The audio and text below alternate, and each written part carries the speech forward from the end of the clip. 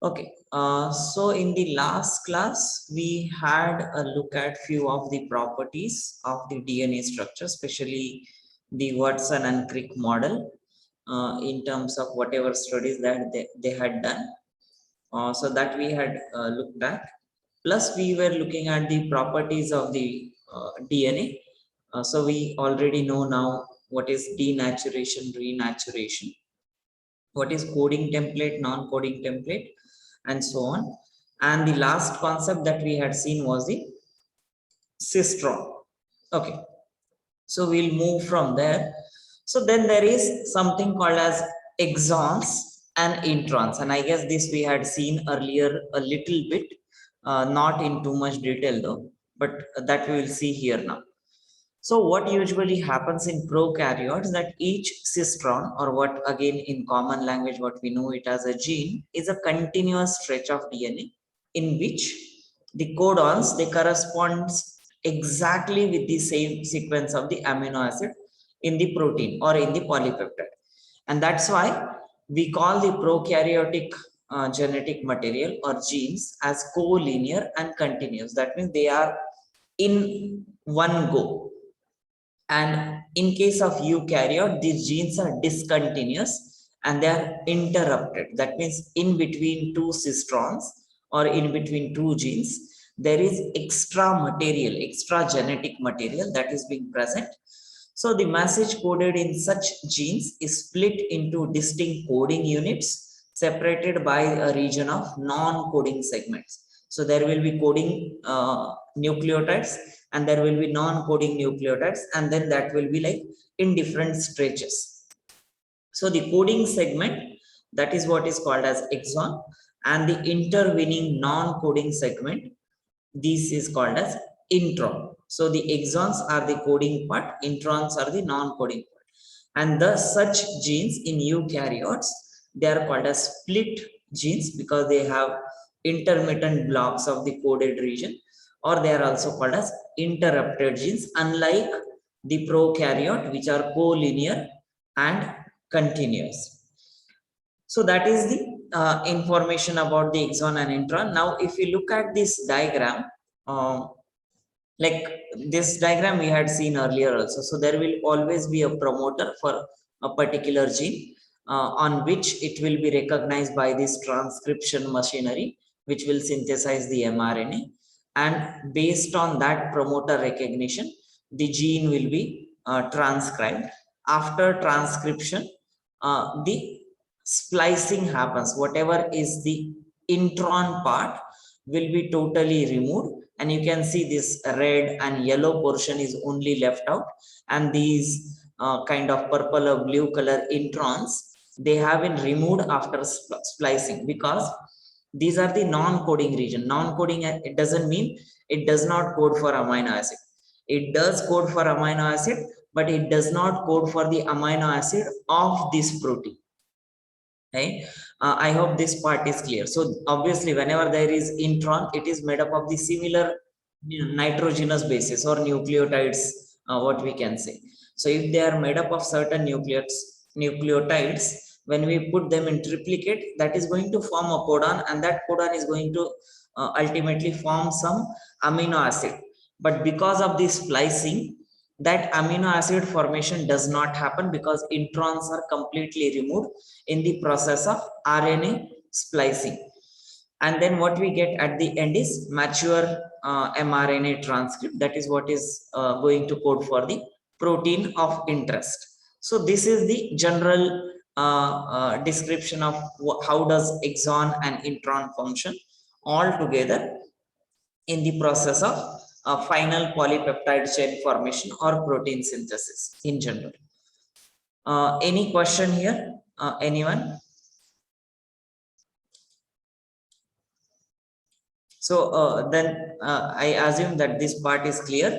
Exons and introns, what you need to aware of, that these exons, they are the coding part, introns are non-coding part, and that is how the DNA molecule in eukaryote, that is known to be interrupted or discontinuous gene. Okay, now apart from this, there are certain non-repetitive or repetitive DNA sequences. Now, what does it mean by non-repetitive or repetitive DNA sequences? That is what we'll see here. So in eukaryotic DNA, which has many DNA segments, will have identical nucleotide sequences repeated several times, or they are even clustered together. Repeated several times means in a particular chain of DNA, let's say a sequence of 10 base pairs or 50 base pairs is repeated 3-4 times, exactly same way, or they might be clustered together. They are present in either one whole lot of genome, or they can be spaced out at different intervals. So that is what is the meaning of this part, clustered together or just repeated several times. And these segments, they are called as repetitive DNA. And this repetitive DNA is like present in almost all the eukaryotic DNA or DNA material of that particular organism or those cells. Now, yes. So they are saying DNA segments that are like identical nucleotide sequences, right? So how long is that exactly? So it depends on which exactly exact type we are talking about. That's what we'll see here in the types of these repetitive and non-repetitive. So there are different types: highly repetitive and moderately repetitive or non-repetitive. So usually these No, ones. sir. I was talking about the size. So like let's just say there's AT and GC. That's a sequence of 2 nucleotides. And if those two can repeat, or they can be a sequence of 10 nucleotides that can repeat. Yes, correct. Yes. So like what is the length exactly? So it depends on what is the function of that protein or what protein it is coding for, right? Or what is the function of that particular DNA segment. It can vary from 10 base pair to even 500 base pair, or even higher in rare of the cases. So can it be lower, like 2 or 3? Then that will be too many, right? Usually when we talk of a repetitive segment,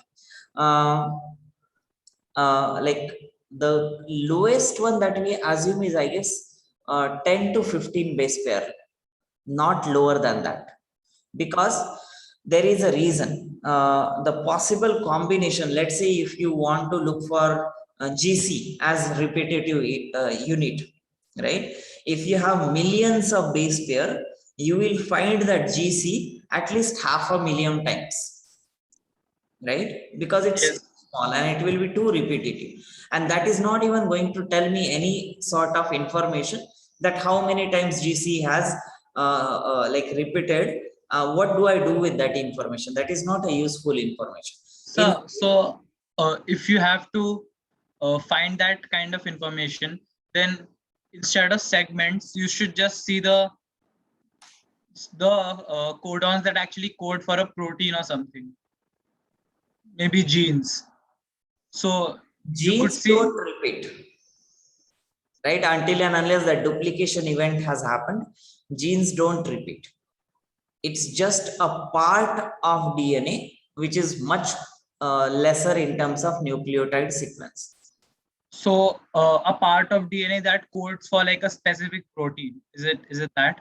It can be coding region, it can be non-coding region. Usually the coding regions, they don't repeat until and unless they have similar sequence. Let's say protein A and protein B, they have a particular segment of DNA, let's say 10 amino acid, which is 30 base pairs, that is same. So that can be called as repetitive. But otherwise the coded regions, they are usually not repetitive. It's mostly the non-coding regions, and because they have quite a lot of different functions, that is why they are there in repetition.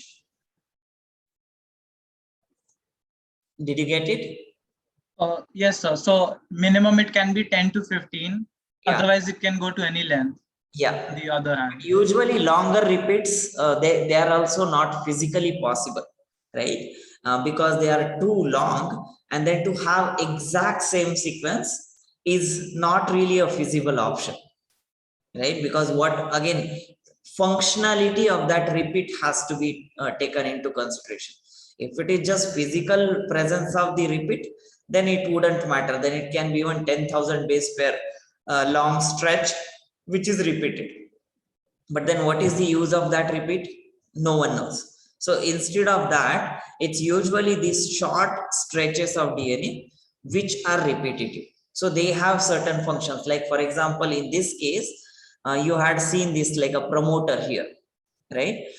So most of the times these promoters, they are of different types, but most of the promoters, they can have similar nucleotide sequence where the mRNA synthesis machinery will go and recognize it, will sit. Now mRNA synthesis machinery is more common in the sense it can be repetitive.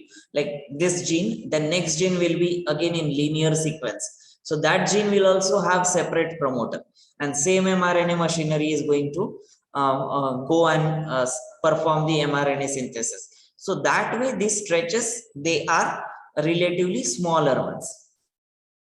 Sir, if the repetitive segments are in different genes, like in different chromosomes, are they still called repetitive DNA? I guess no, because this we are talking of one DNA molecule. That means one full complete chromosome. But otherwise also see, you can call it a repetitive in the sense if the nucleotide sequence is same. But this particular description, what we are referring to, this is specifically referring to one of the DNA molecule, and within that DNA molecule, how many times a particular sequence has been repeated. Otherwise, of course, within your whole genome or whole chromosomes or all of the chromosomes, there will obviously be some similarity. For example, chromosome 1 and 2 might have certain similar sequences, which we can call obviously as a repetitive sequence.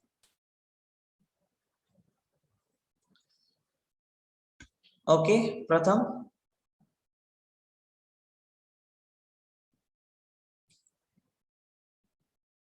Hello? Am I audible?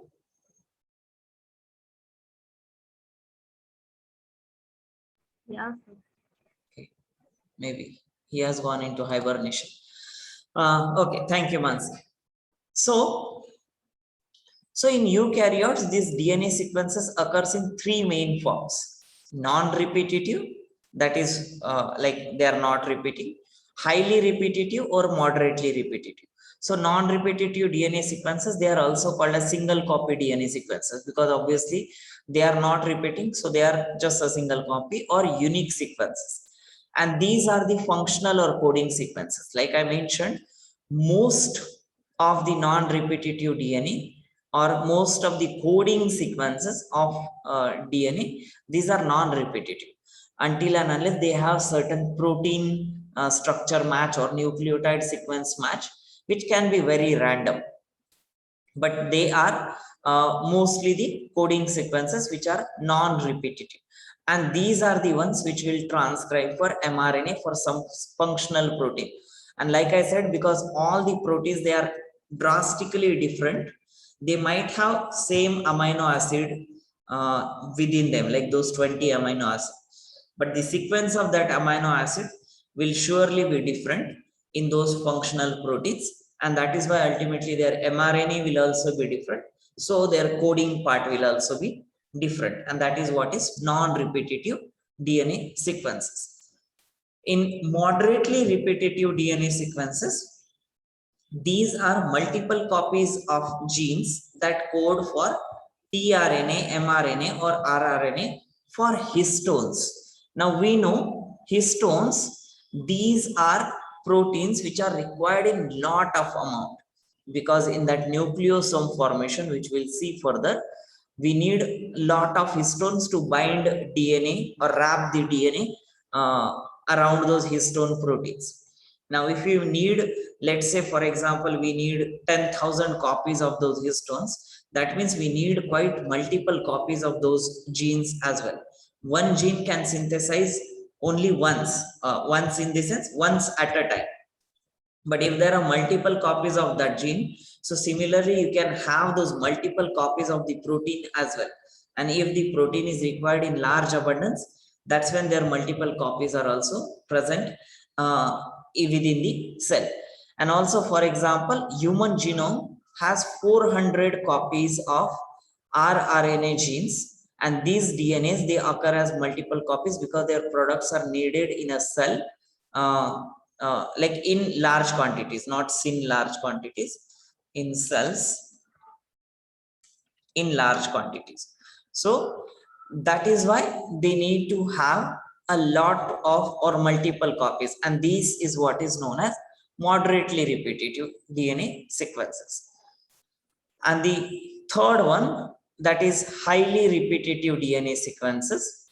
Now these are short sequences. So again, when we talk of these histones as a whole protein, they will be relatively larger in terms of its nucleotide base. I'm not too sure how much is the length of histone protein, histone nucleotide sequence.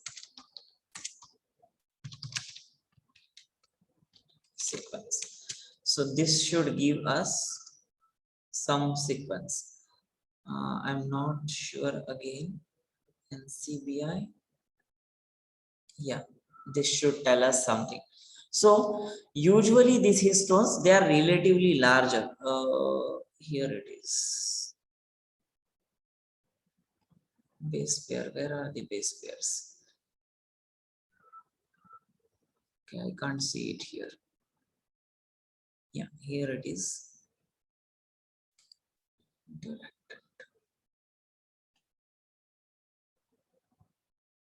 See, 204 amino acids. That means into 3, somewhere around 600 or so, 612 maybe. Yeah. So those many nucleotides are there. So histones, they are relatively larger, and I had said somewhere around 500. And this is just one of the what we say. One of the histone that we had looked at, whatever we found. So these are moderately repetitive sequences, and they are relatively larger in terms of nucleotide base pair sequence. Similarly, what we have is highly repetitive. They are smaller segments. These are hardly less than 10 to 1000 base pairs, and they are repeated millions of times. So like I said, if you have smaller nucleotide sequence, like let's say Pratham mentioned of those 2 or 3 base pair long nucleotide sequence, obviously that will be repeated several thousand times.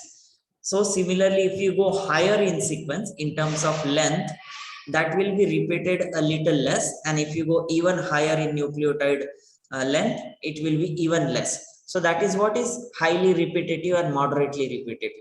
Moderately repetitive, these are long ones, and they are like repeated a little less compared to highly repetitive. And highly repetitive, these are the shorter sequences, and they are also clustered together, and they are called as satellite DNA. Again, my bad for the spelling mistakes. Satellite DNA. So that is like another way of calling this highly repetitive DNA sequences. Now these can be of again different types, what we call as satellite DNAs, mini satellite DNAs, or micro satellite DNAs, depending on their length. So satellite DNA, they are repeated by 1000 of tandem repeats of 5 to 1000 base pairs, and they are much larger than the microsatellite. So because these are normal stretches, so they are surely larger than mini or microsatellite DNA, and they occur either as a single copy dispersed throughout the genome or as closely spaced clusters. That means It can be a repeat of, let's say if it is a 50 or 500 base pair long satellite DNA, it can be 500, 500, 500 immediate next to each other, or it can be 500, then some gene, then another 500, then some gene, and so on. So it can be depending on what gene, what chromosome, and all of it. And these, they comprise almost 45% of your human genome, which is almost half of the human genome, which contains the repetitive sequence, which are called as satellite DNAs. And whatever people now are studying, that is as epigenetic studies, that is actually coming from this kind of genomic structure of the human beings. So that is satellite DNA. Mini satellite DNAs, like I said, they are just a little smaller. So 5 to 50 tandem repeats of 15 base pair or more. And microsatellite DNAs, these are formed of about 100 repeats of 2 to 5 base pair, but usually as a dinucleotide repeats. So what Pratham said, that is also possible, but these are located in certain region, not throughout the genome, right? They have certain functions, like I don't remember now exactly, but there is surely one function of like GC reach area. So there will be GC, GC, GC, GC, GC. All of this will have in one cluster, and then that has certain function in terms of non-coding sequence. So that way they are there, but they are again just kind of 100 repeats of 2 to 5 base pairs in one particular stretch of the human genome. So these are the different types of this highly repetitive DNA. Do you have any questions here before we move forward in this?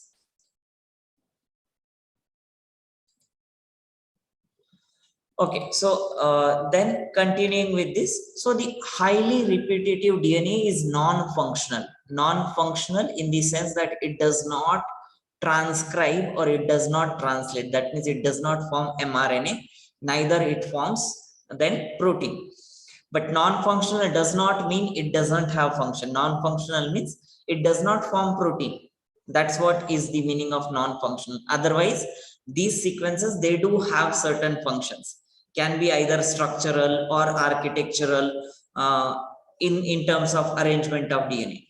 So it occurs in pre-centromeric region. You know what centromere is? When the chromosome is formed, at the center there is the centromere, and around the centromere, because that part cannot be literally transcribed or translated or replicated, that is when this at the pre-centromeric region, these repetitive sequences, they are present. Or the heterochromatic regions of Y chromosome, that is, these are heterochromatin, refers to a structure of chromosome which is very tightly packed. If you remember last class, I had shown you one of the diagram which was showing the difference between heterochromatin and euchromatin. If you remember it, euchromatin and heterochromatin. Structure. So I remember we had looked at this diagram, right? So this is regular chromatin, which we call as euchromatin, and this is a little compactly packed heterochromatin structure. No. Yes. But like, isn't this supposed to be in the Y chromosome, like in the X chromosome? What? This heterochromatin and euchromatin. It can be with any other chromosome. It's not just X or Y. So, but this is used to like this is used in bar bodies, right? Yeah, correct. But then that is the case with even other, not just bar bodies. It is even present with other chromosomes. Like we have 2 copies of the gene, and one is always masked, right? Recessive copy. So surely, like X chromosome, that heterochromatin formation was one of the mechanism in which it is masked. Similarly, for other chromosomes, this heterochromatin formation is also possible, and that is when their genes are not being expressed sometimes. So, but out of the two copies you have, the dominant one always expresses, right? And one gene might be dominant in one chromosome and another might be in the other chromosome, right? Right. So you can't cover any of them, right? So it is when you talk of, let me show you. I guess I have it somewhere. Where is it?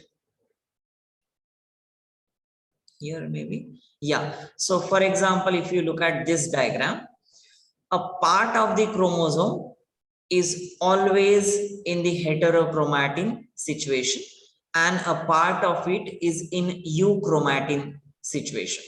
That means here it is less densely packed. So whenever it wants to express a certain protein, obviously there is a chain of reaction which converts it into this euchromatin. Otherwise it goes back to this heterochromatin structure.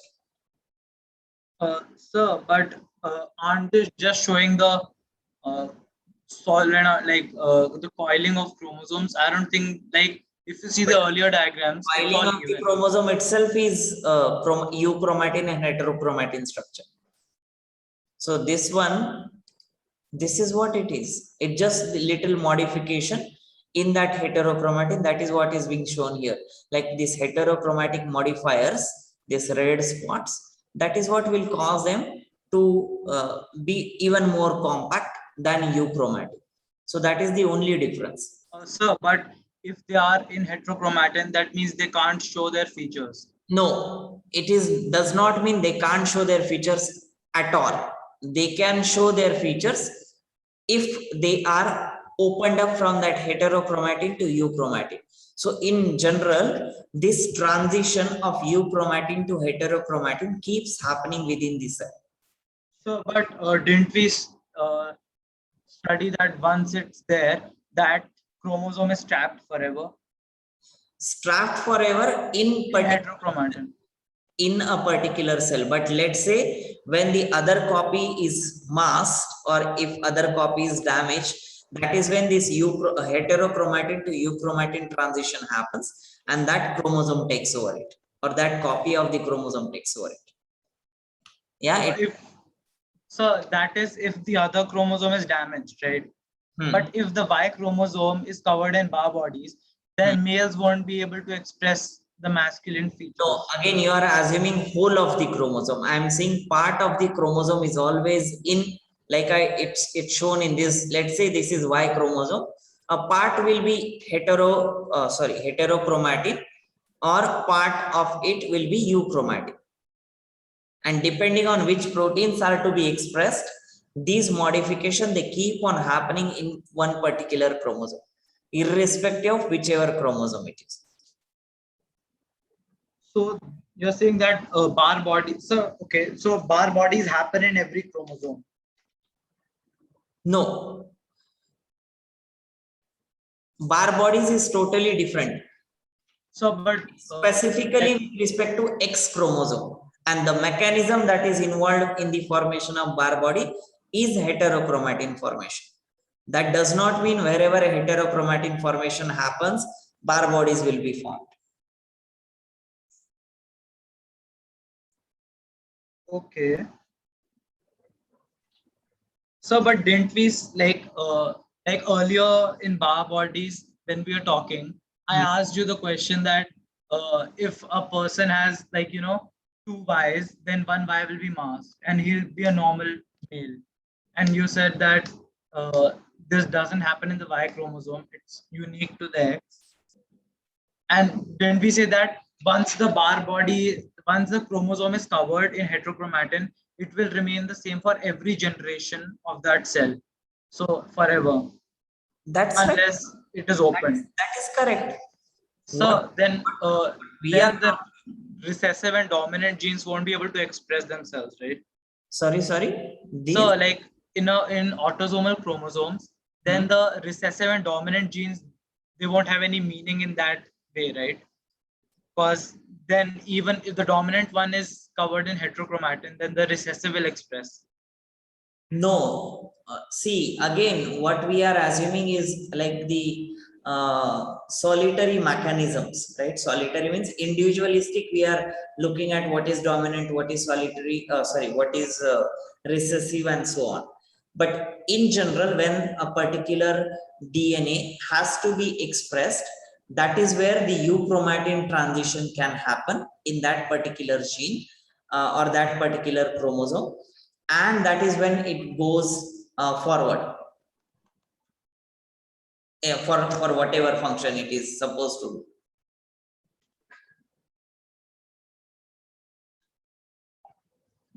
So when a gene that's in heterochromatin has to express, it converts, like it removes the heterochromatin and converts it into euchromatin, like brings in the euchromatin. Yes, so there are quite a few enzymes. Let me show you those as well. For example, this HDAC, it's histone deacetylase, HDAC. Like for example, yeah, you can see here itself. I mean, now it will be difficult to explain if you don't know background, but just for simplicity, this acetyl group, which is shown as A, is added to the histone, and when it is removed, this is condensed chromatin, this is relaxed chromatin. So that is how the transition occurs due to the action of these different enzymes, either histone acetyl transferase or histone deacetyl carboxylase or something like that. Yeah, HDA, correct. Histone, I don't remember the full form, but yeah, something like that. So that is how the conversion between euchromatin to heterochromatin can keep on happening. And also there are several other. This is like acetyl. There is something called as histone methyl transferase. It will come otherwise. Histone methyl histone. Histone methyl transferase. You can see this is another one which adds methyl group, and then it changes the particular chromosome structure. I don't know where I can show it to you, but yeah, like I hope you got the meaning that I wanted to show you something. Yeah, Pratham. So like in the previous diagram, they removed the acetyl group and they condensed it. So that condensed form should be inactivated. So where would be the heterochromatin in that? Isn't it supposed to be like a covering? No. Heterochromatin is just more compact DNA so that it is not able to uncoil itself on its own, because the enzymes which has worked by adding, let's say, a methyl group or acetyl group, what it does is it does kind of cross binding, right? Now because of that cross binding, it is not able to uncoil itself. So no uncoiling, no expression. That is what. So, but without, like the compact ones are without the heterochromatin, like without the acetyl group, right? Compact ones, as in the regular condensation of the chromatin fiber, yes. No. The one in heterochromatin. But then regular chromatin fibers are also compact. Yes. No, I'm talking about two normal DNA strands that are not in meiosis or mitosis. These ones, right? You can forget this last chromosomal structure for the time being. Yeah. So the one that is inactivated, that like covered in heterochromatin, that doesn't have the acetyl group, right? Correct. So heterochromatin and euchromatins are not coverings. They are just the presence and absence of acetyl group. Not acetyl group, any group which is going to cross bind and which is going to prevent the uncoiling of those DNA molecule from the histones. So, but they should repel, right? The groups instead of binding. Depends, no? What it is binding, what it is not binding. Like if probably thinking of binding of DNA to histone, right? These are only histone modifications. What we are talking of the acetyl group or methyl group, these are only histone modifications. So these are not DNA. They are not doing anything to the DNA structure. So maybe what we can do is you can read about this histone modifications, not the diagram, and then you will have a little, I don't know if it shows here somewhere. Not really. It will be difficult to explain you. No, I can't see it here.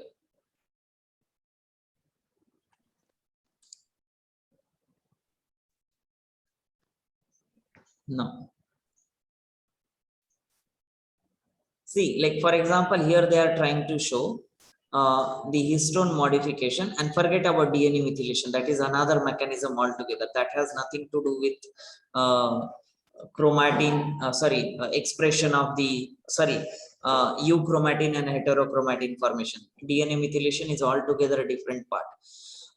But there also the methylation of one of the nucleotide happens. But if you look at this histone modification, you can see that now here they have shown a kind of segments which are running out of the class, which are going out of the nucleosome structures, and that is what. And then there is something called as chromatin remodeler. This is another protein complex which is going to keep the those nucleosomes together, and does like either allows or not allow the chromatin remodeling. That's what we call as euchromatin and heterochromatin formation based on certain changes. So that is like a quite complicated mechanism to explain just like within 2-3 minutes.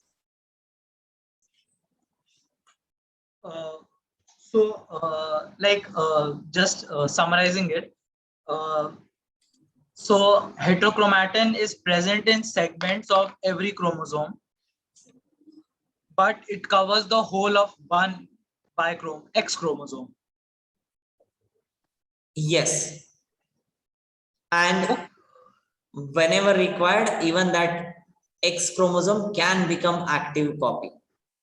You remember that. Okay, so if you simplest example, gamete formation.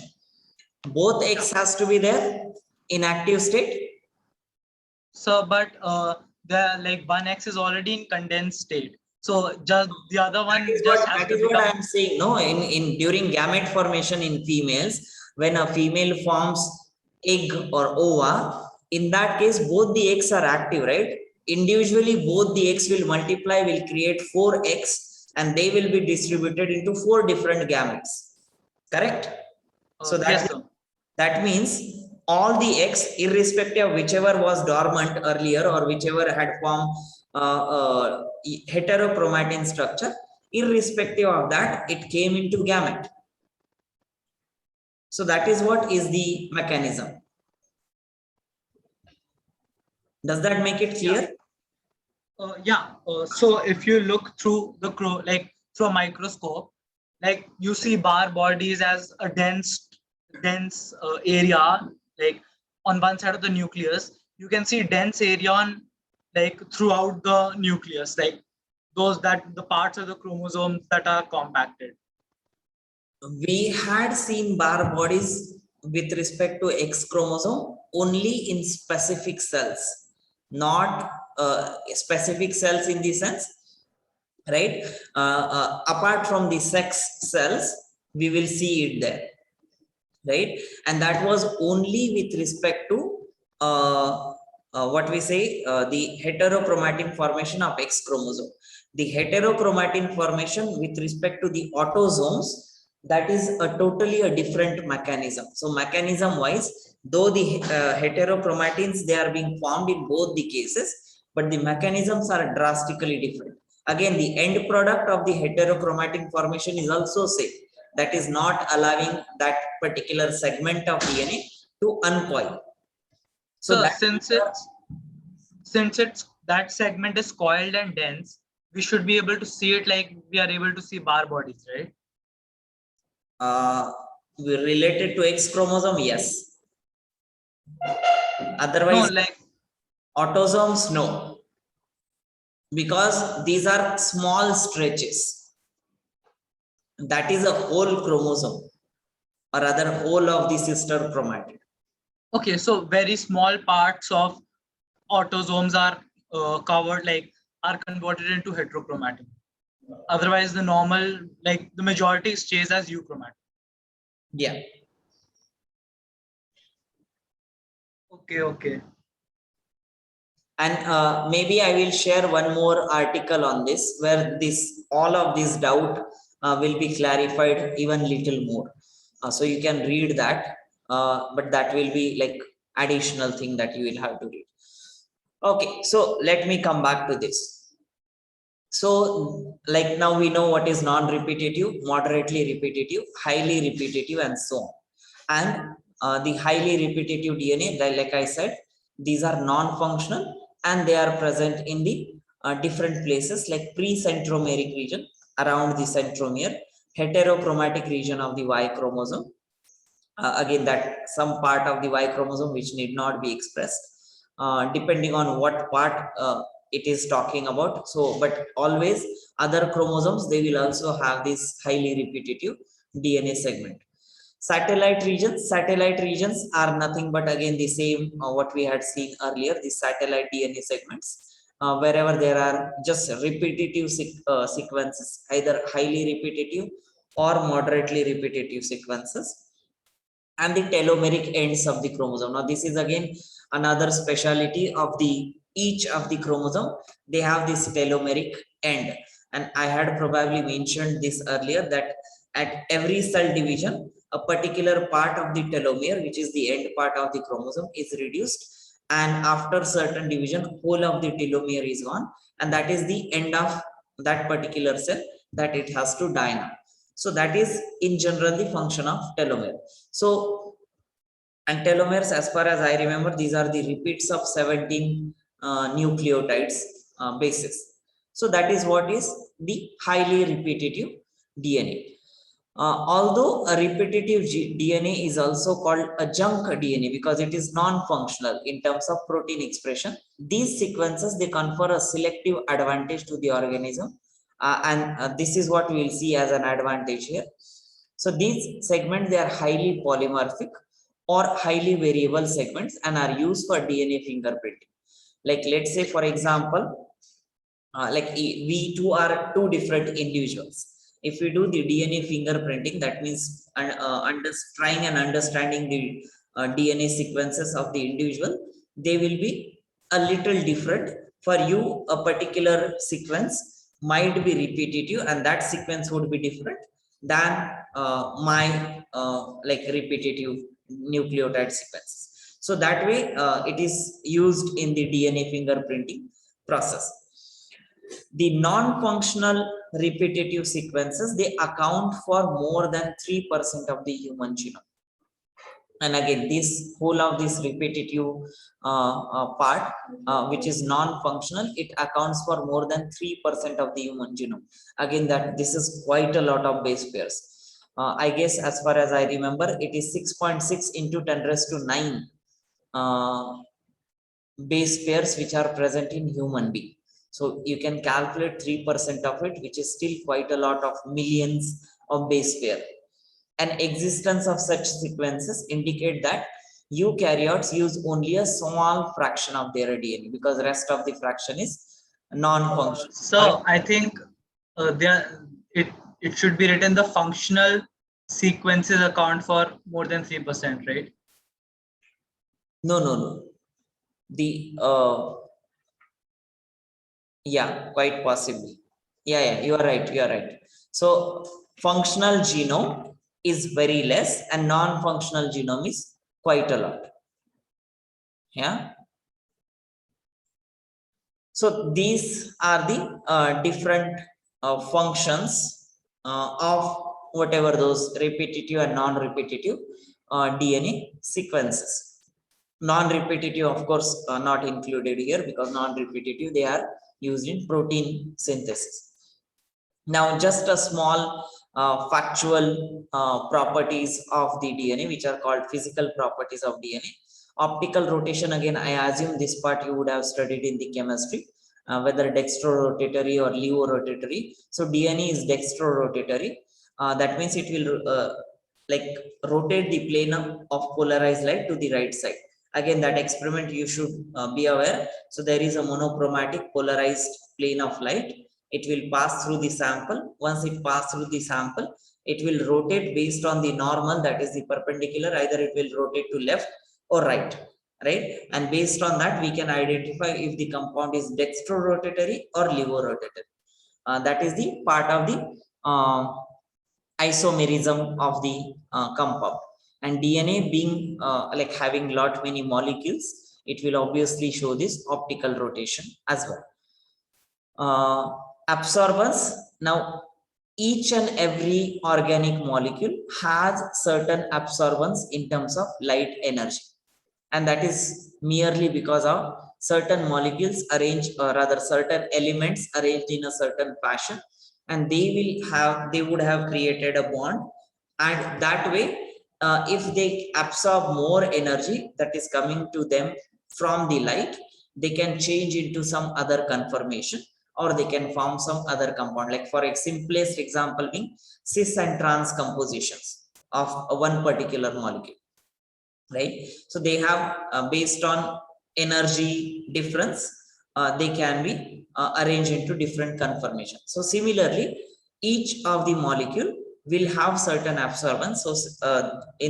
on the same note or on the same lines, DNA also has its absorbance like related to we don't have the absorbance value written here, but I'm not sure if it can be given so specifically, being DNA is such a huge stretch of molecule.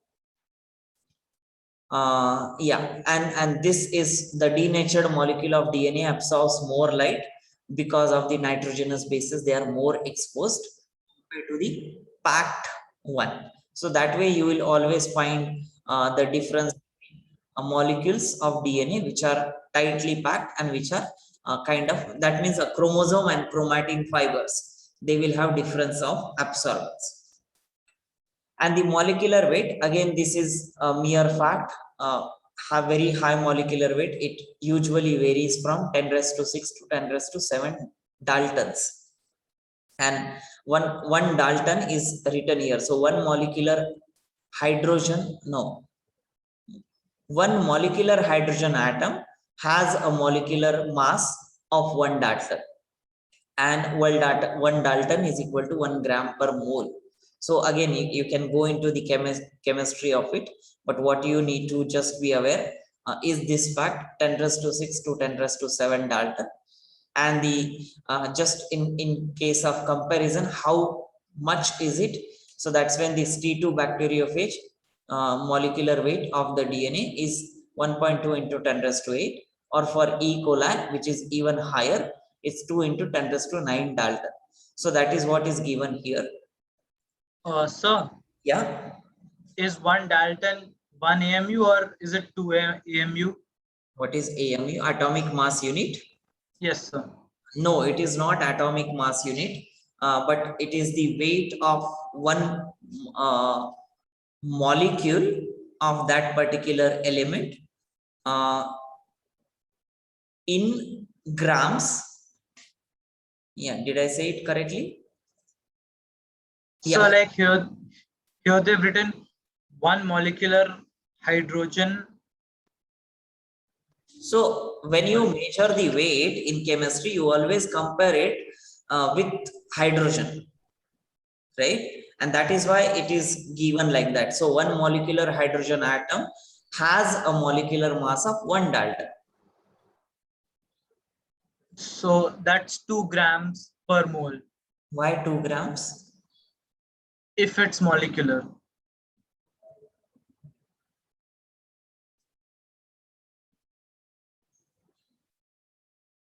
But the moles of hydrogen will be how much? Will be again 2, right?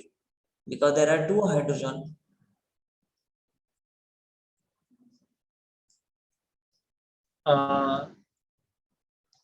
When we talk of a mole, it's a single atom within a molecule. Am I right? So it can be any, I think. It depends on what you're talking about. Of course, but in this case of hydrogen, it will be 1 out of 2. So it's the moles of hydrogen atoms. In comparison, that is 1 Dalton. Okay, okay. Whatever is the weight of that one hydrogen, that is 1 Dalton. Gram per mole of hydrogen, that is 1 Dalton. And the weight of DNA, molecular weight of DNA is those many Daltons. So that is what it is saying. It's in comparison again. Okay, let me stop here. There are two simpler topics. Functions of DNA, I guess you have been studying since class 4 or 5, that DNA is genetic material. It helps in transcription, translation, hereditary matter. All of it is functions of DNA. And there is a relatively new concept, which is forms of DNA. It just based on whether that clockwise rotation, anti-clockwise rotation, there are certain types. There is nothing more to explain there apart from some factual details. So that I have kept for self-study, a very small, like hardly 4 or 5 lines, and you have to look at that chart from the like textbook. So you can have a look at this for self-study. And in the next class, we will start with the packaging of the DNA, especially that nucleosome structures and so on. So we will be talking a lot about this nucleosome, because that is again another important concept. Let me stop here. If you have any questions, you can ask. Otherwise, we'll break for today.